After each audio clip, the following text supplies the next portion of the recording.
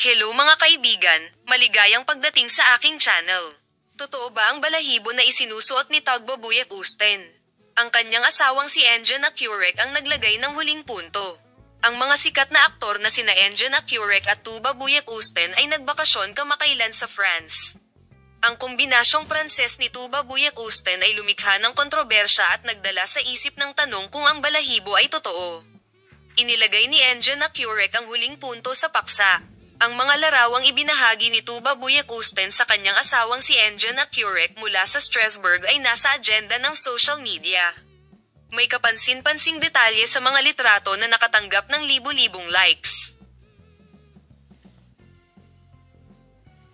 Iyon ay dahil mas gusto ni Tuba Buyak Usten ang isang fur coat.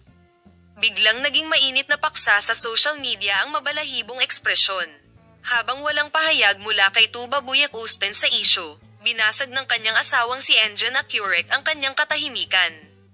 Ayon sa balita sa ikalawang pahina, pagsagot sa mga tanong ng mga miyembro ng kabanata, kasama ng Artichoke Paddle ang mga sumusunod na pahayag. Nagtatrabaho kami, walang bakasyon. Hindi ito totoo.